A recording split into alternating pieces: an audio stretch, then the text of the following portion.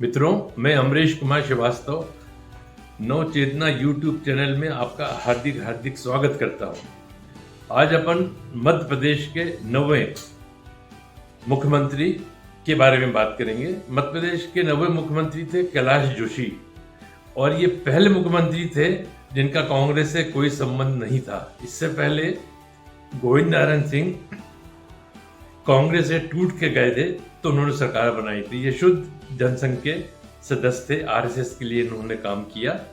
तो अपन कह सकते हैं कि विरोधी दल की पहले बार मध्य प्रदेश में सरकार बनी तो वो कैलाश जोशी जी उसके मुख्यमंत्री बने। इनका जन्म 14 जुलाई 1929 में हाटपिपलिया जिला देवास में हुआ था। 1951 से ये जनसंघ के सदस्य बने। उससे पहले इन्होंने आरएसएस ज्वाइन की। 1951 में जब जनसंघ का निर्माण हुआ, आरएसएस ने यह तय किया कि एक दल होना चाहिए, राजनीतिक दल भी होना चाहिए, तो उसका नाम इन्होंने जनसंघ दिया। उसके ये संस्थापक में सदस्य रहे। माने अपन कह सकते हैं कि इन्होंने शुरू से उसका काम देखा है। ये शुरू से सक्रिय रहे राजनीति में। उसके बाद 1954 से 1960 तक ये जनसंघ के महामंत्री रहे, जिला महामंत्री रहे देवास के। उसके बाद 1955 से ये नगर पालिका के अध्यक्ष रहे। 1955 से 1962 में ये पहली बार बांगली विधानसभा से विधानसभा में विधायक चुन के पहुंचे और 1962 से ये लगातार 7 बार विधायक बने। 1972 से 1977 के समय ये नेता प्रतिपक्ष रहे और उसके बाद 28 जुलाई 1975 में ये एक माह के लिए, जब इमरजेंसी थी, ये अंडरग्राउंड हो गए। मगर ये 28 जुलाई 1975 में ये विधानसभा के सामने गिरफ्तार किए गए और इनके ऊपर देशद्रोह का मीसा का केस लगा और ये 19 माह तक जेल में रहे। ये पहले आदमी थे जो विधानसभा में जाते हुए गिरफ्तार किए गए। 1977 में कांग्रेस के हार जाने के बाद 1975 में आपातकाल लगा था और 1977 में आम चुनाव हुए जिसमें कांग्रेस सरकार बुरी तरह हार गई। तो 1977 में कांग्रेस के हारने के बाद दिल्ली में केंद्र में मोरारजी देसाई की सरकार बनी।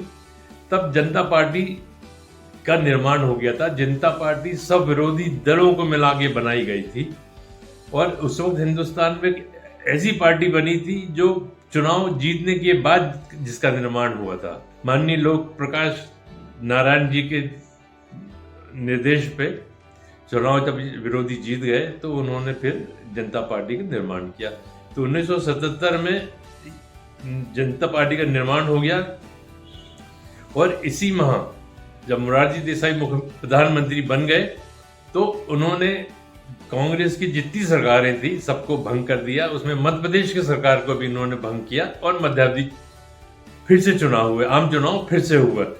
चुनाव में जनता पार्टी एक होकर चुनाव लड़ी। इसमें लोकदल भी था, इसमें समाजवादी भी थे और ये एक होकर चुनाव लड़े। ये 320 में से 231 सीटें इनको मिली। कैलाश जोशी जी ने 24 जून 1977 में मुख्यमंत्री की शपथ ली और अपना मंत्रिमंडल बना लिया।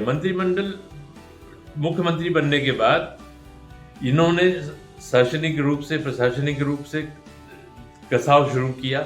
नए नए अध्यादेश लाए और शासन में को कसने का काम किया। किंतु बहुत ही जल्दी इनको एक बीमारी हो गई। आपको ताज्जुब होगा, इनको सोने की बीमारी हो गई। ये साइन करते करते, फाइल देखते देखते इनको नींद आ जाती थी और सो जाया करते थे।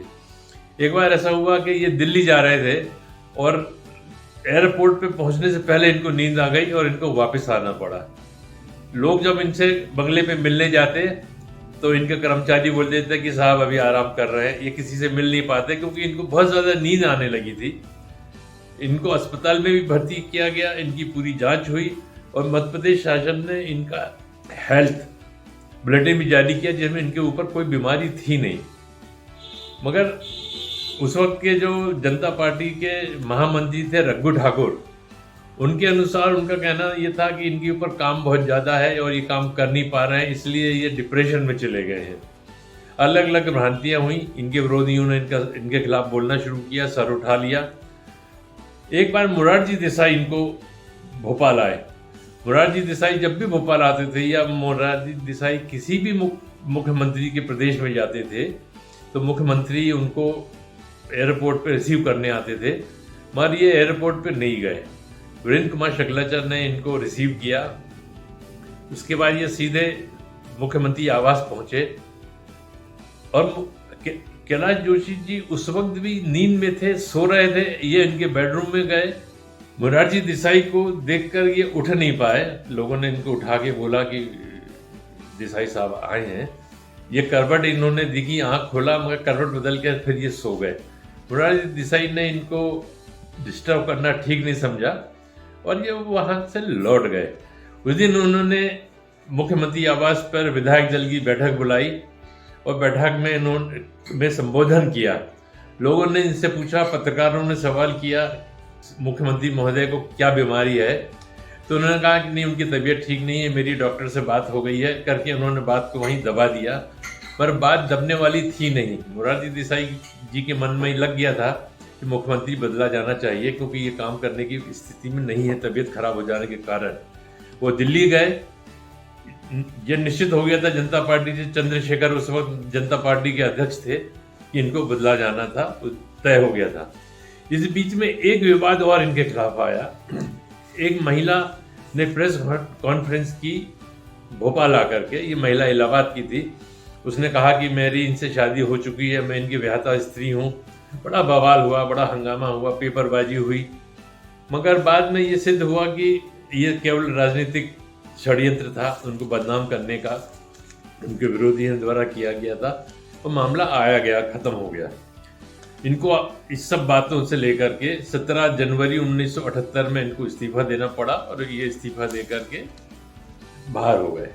कुछ समय बाद 1998 में ये उस वक्त के मुख्यमंत्री दिग्विजय सिंह के भाई लक्ष्मण सिंह से लोकसभा का चुनाव लड़े, मगर ये चुनाव हार गए।